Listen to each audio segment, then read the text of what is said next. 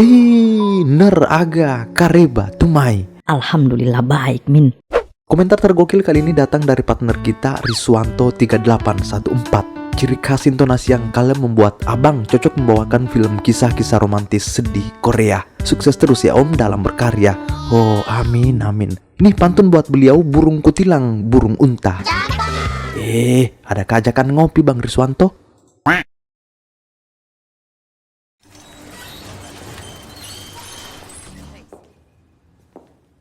Umur bukanlah salah satu penghalang bagi dua orang untuk saling mencintai. Sebab cinta itu murni, ya bisa datang kapan saja bahkan dengan cara tak terduga. Kira-kira seperti itulah yang akan ditawarkan pada kisah ini. 3 tahun yang lalu ada sebuah keluarga kecil bahagia yang dipimpin oleh Todd. Istrinya bernama Sloan, biasa dipanggil Mika. Mereka memiliki seorang putri, Izzy namanya. Tapi karena suatu hal, keluarga ini tiba-tiba hancur luluh lantah atas perselingkuhan yang dilakukan Todd. Anehnya, dari 3 tahun itu dan atas perceraian mereka, Todd malah kembali membujuk, kembali merayu Mika. Todd mengajak Mika agar memperbaiki semua dan membangun dari awal. Tapi ya, begitulah, bagi Mika selingkuh itu sebuah pengkhianatan paling tinggi yang tak bisa diterima meski Todd nangis darah sekalipun. Hey. I gotta go. No, I can't drive into your house. Di rumah sederhana inilah Mika tinggal bareng putrinya Is. Keadaan memaksa Mika agar jadi perempuan tangguh. Mika harus bisa jadi sosok ibu sekaligus sosok ayah bagi Is yang telah berusia 17 tahun. Sebagai seorang pegawai di sebuah galeri seni, Mika harus tetap semangat menjalaninya agar supaya bisa membiayai sekolah putrinya Is. Pada suatu hari, Mika dan putrinya Is tengah mendatangi sebuah konser besar dari August Mon, boyband kesukaan Is dari sejak kecil. Itulah mengapa Is di sini begitu antusias, sebab sebelumnya ia hanya bisa melihat wajah vokalis band tersebut dari poster-poster kamarnya. Sekarang ia akan benar-benar ketemu dengan band raksasa itu. Mereka pergi berempat, ada Sek dan Gia juga. Konser megah dari August Mon ini akan digelar pada sebuah pantai bernama Limun Vegan. Dan karena Is, Gia, dan Sek mau urus ini itu, Mika pun datang ke tempat Naratama nunggu. Mika yang sedari tadi kebelet pipis, ya bertanya ke panitia di mana toiletnya. Kata Sembah ini, oh ya ada di luar sana. Begitu Mika keluar, ya malah bingung toiletnya di mana. Tak berselang lama Mika melihat ada seorang gadis berbaju biru baru keluar dari trailer. Merapatlah Mika ke sana. Begitu masuk, Mika mengira tak ada orang, padahal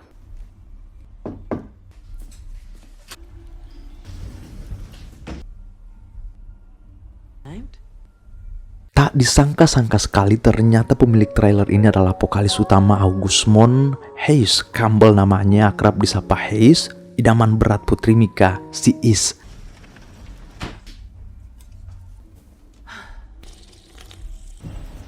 This is your trailer? Hayes Campbell. Want a drink? We're almost ready for you. Ada yang aneh dari pandangan pertama ini, tapi karena konser sudah mau dimulai, Hayes serta anggota tim yang lain kini telah keluar menyambut para penggemar.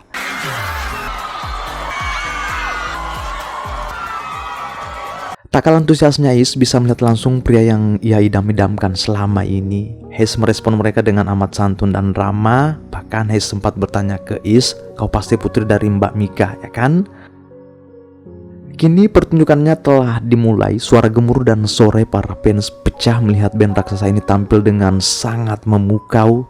Tak dipungkiri, karisma Hayes memang sangat mendominasi dari yang lain. Pantas ya jadi idaman para wanita. Bahkan si Bu Mika ini seolah-olah telah menyimpan gairah tersendiri olehnya dari sejak pertemuan pertama mereka di toilet tadi.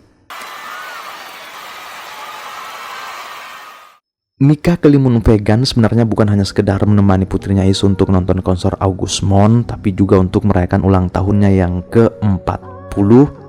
Nah, setelah semua agenda acara telah selesai, kini Mika kembali ke habitat aslinya, ya kembali ke galeri mencari nafkah demi keluarga kecilnya. Tak berselang lama, Mika diberitahu di depan ada seorang menunggunya. Begitu Mika keluar, ia kaget sekali ternyata itu Hayes. Tak kalah kagetnya pegawai yang lain melihat artis papan atas ini tiba-tiba datang ke tempat mereka. Surprise? Dalam hal ini, Mika tak menyangka aja Hayes sampai datang ke tempatnya. Alasan Hayes katanya kemari karena suka karya-karya seni. Dengan senang hati Mika menyampaikan filosofi-filosofi karya seni jualannya. Yang di hadapan mereka ini katanya dibuat dan dilempar oleh seniman tembikar hebat. Dari bentuknya memang terlihat cukup aneh dari yang lain, tapi hal itulah yang membuat nilai jualnya tinggi. Tanpa pertimbangan apapun, Hayes langsung memesan semua yang ada di sini. Ya, wajar ya, orang berduit kok.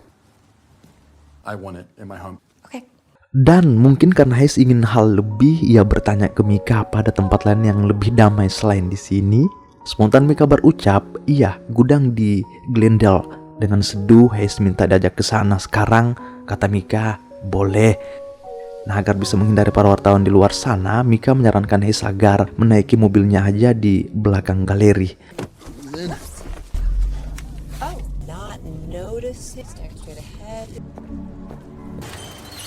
Setibanya di gudang tersebut, Hayes hanya bisa terkesima melihat di sekelilingnya karya-karya seni yang luar biasa.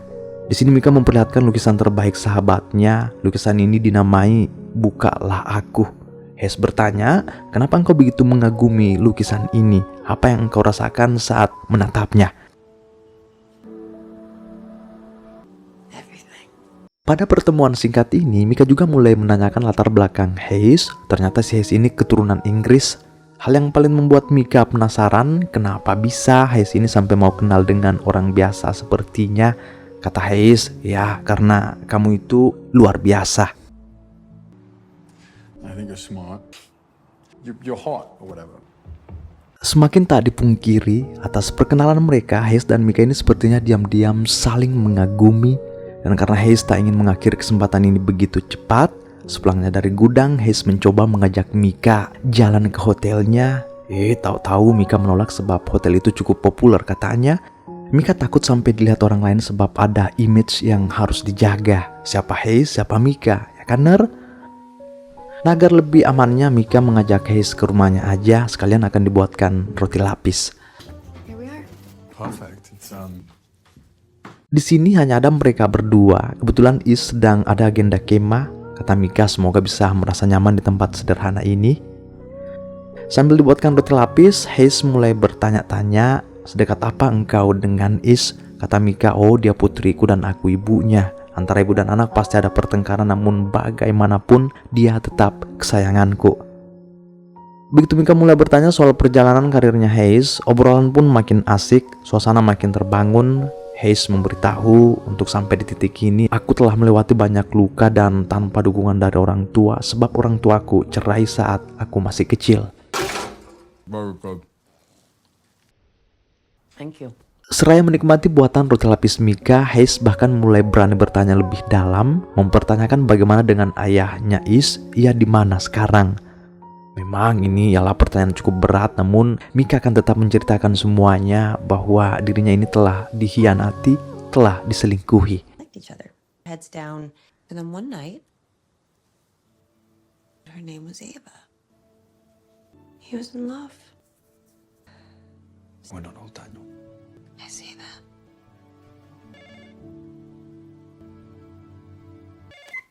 Hello. Jika diperhatikan tatapan mereka barusan, sangat jelas sekali ada niat tuk ahem. Tapi Hayes kebetulan nelpon.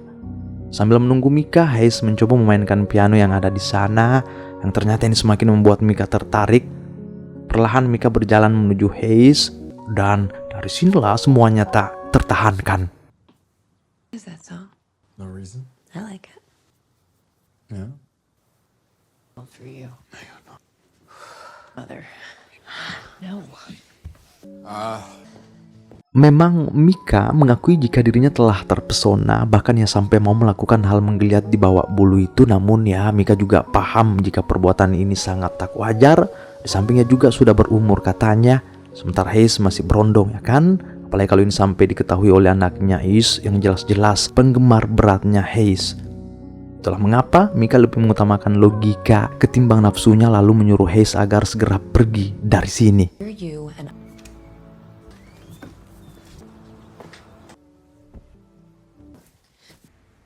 Hey.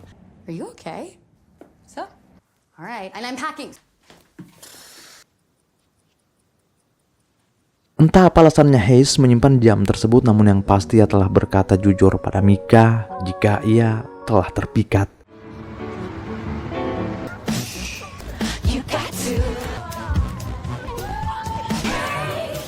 Beberapa hari kemudian, Mika ternyata benar-benar telah menghindari Hayes sebab terlalu banyak ketakutan-ketakutan di dalamnya. Sekarang Mika akan lebih fokus kerja dan ke putrinya Is. Tapi ya begitulah, Hayes yang sudah terlanjur hanyut dengan pesona si ibu satu ini. Setiap malam Hayes ngechat Mika dan itu sungguh membuat Mika gelisah.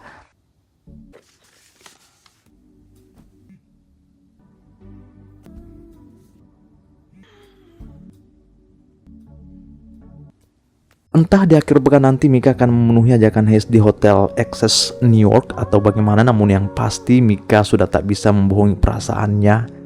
Setiap malamnya menonton video Hayes di YouTube sambil senyum-senyum sendiri. Semakin ia berusaha menghindar, rasa penasarannya juga semakin besar. Sampai akhirnya Mika membulatkan inginnya, ya sudah terbang ke New York memenuhi ajakan Hayes. Dilihat dari modelannya sangat jelas sekali jika Mika sedang gacor. Hi. New dress? Ya, mau bagaimana lagi, mereka benar-benar telah melakukan hal menggeliat di bawah bulu itu. Mika telah hanyut dengan berondong terkenal ini. Begitupun dengan Hayes, ia telah terlena dengan ibu yang berusia 40 tahun ini. Yeah. Yeah, well,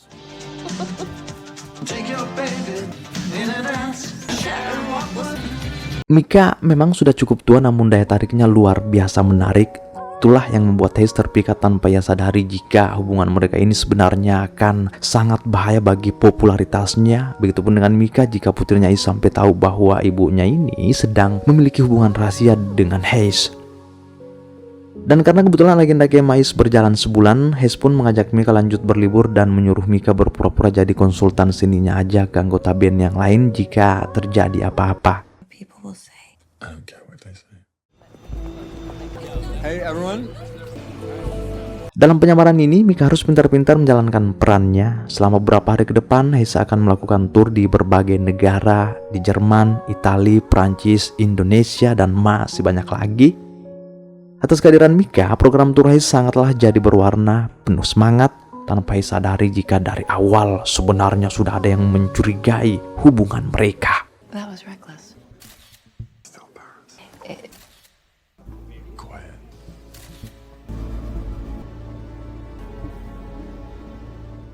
Di esok paginya, dari rumah sewa Hayes terlihat berendam dengan teman-temannya yang lain lengkap dengan pasangannya masing-masing.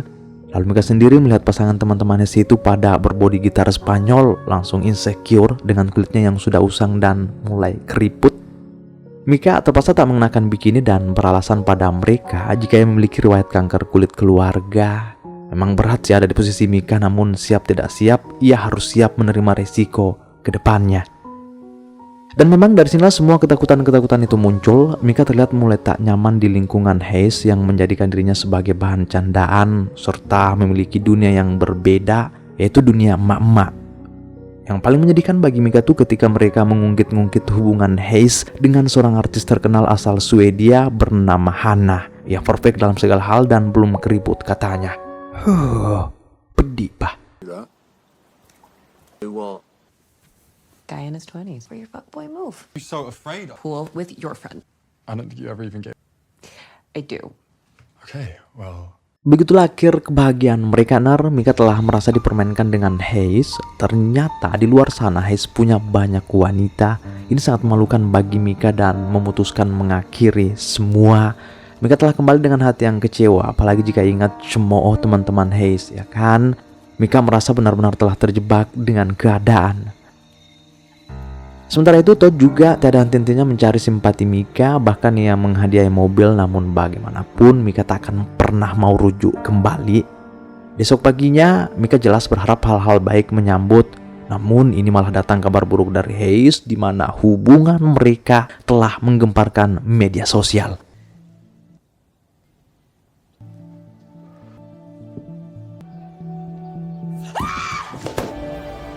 Bagaimana tidak histeris, deskripsi foto-foto bugil mereka yang tersebar sangat-sangat menggelikan. Hayes Campbell mendapat tante girang. Toh bayangkan bagaimana malunya Mika di sini. Sahabat-sahabatnya juga sudah pada ngechat apa benar itu adalah kau. Apalagi hari ini tuh Mika harus menjemput putrinya Is di lokasi perkemahan. Setibanya di sana, Mika langsung disambut hinaan-hinaan mereka. Ada yang berkata, "Oh, itu sana tante girangnya." Mika berusaha tak menghiraukan mereka dan langsung menemui putrinya Is. Is sendiri tentu tahu dong apa yang menggemparkan jagat maya sekarang. Till something was going on. You're right. How? So? Count on you. Your part are disgusting. Bagaimanapun kecewanya Is, namun sebagai seorang anak yang akan tetap mengutamakan kebahagiaan ibunya, Is berkata, "Jika ibu memang benar-benar mencintainya, maka jangan pikirkan perasaan saya. Kejarlah kebahagiaan itu. Jangan munafik, ibu jangan sampai membohongi hati dan mengubur kebahagiaan itu dengan cuma-cuma." Dari sinilah hati Mika kembali tergugah dan kembali menemui Hayes. Hi. You, I feel everything. Karena rasa suka ini telah menjalar sampai ke dalam-dalamnya, Hayes dan Mika akhirnya pasang badan di muka umum. Mereka tak peduli dengan apapun termasuk olokan dari para penggemar. Mika dan Hayes bahkan memperlihatkan kemesraan mereka di hadapan Todd juga. Mereka telah menciptakan kebahagiaannya sendiri. Come on, guys. Namun yang jadi masalah besar sekarang ialah Is. Atas hubungan ibunya dengan si Hayes itu, di sekolah tiada henti-hentinya Is dibully, ya diejek dengan teman-temannya. Termasuk nyinyiran netizen juga semakin pedis ke Mika. Back there. They said dick is penis for them. Whiz.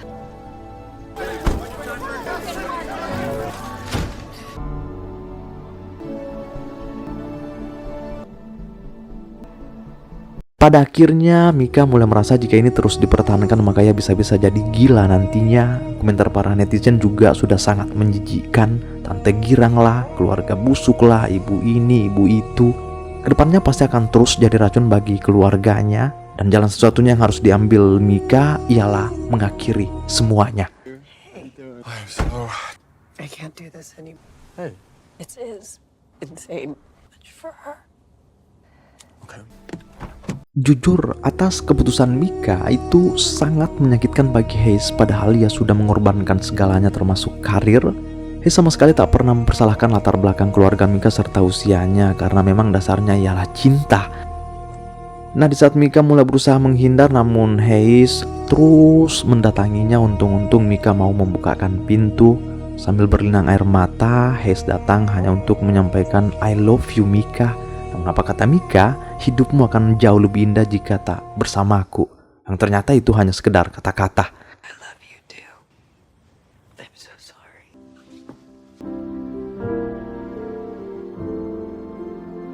That nobody gives a shit about. Revisit this in 5 years.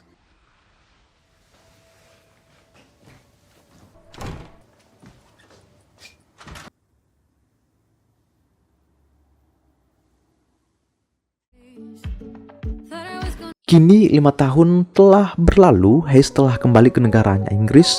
Mika sekarang hanya bisa menyaksikan dari balik layar. Setiap hari yang ada hanyalah kerinduan demi kerinduan. Is juga sudah masuk ke perguruan tinggi dan menjalani hidupnya dengan bahagia. Tak terasa pula, kita ini ternyata telah berada di penghujung kisah.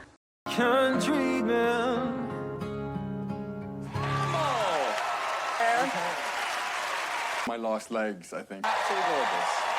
Stop. Yeah. Is the reason why LA? It's just about, someone I would like to see there. I've scheduled myself a...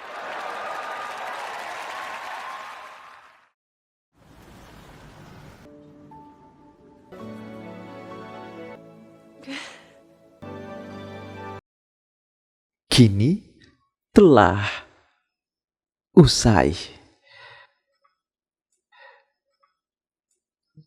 Sila suaraku melebih dimanapun kalian berada, tanah Jawa, Kalimantan, Papua, dari Sabang sampai Maroke, Maros, Baru, Parepare, Pinrang, Sidra, Penrekang, Toraja, Mamuju, Palopo, Luwu, Poso, Palu, Makassar, Bone, Sinjai, Goa, Takalar, Jene, Ponto, Bantaeng, Bulu, Kumbah, Selayar, dan masih banyak lagi.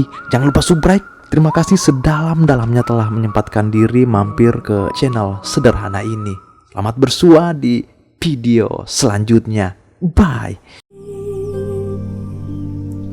And every time I try to fly, I'd fall without my wings.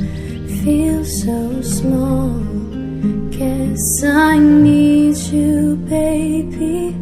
And every time I see you in my dreams, I see your face haunting me. Guess I need you, baby. I make believe that you are here.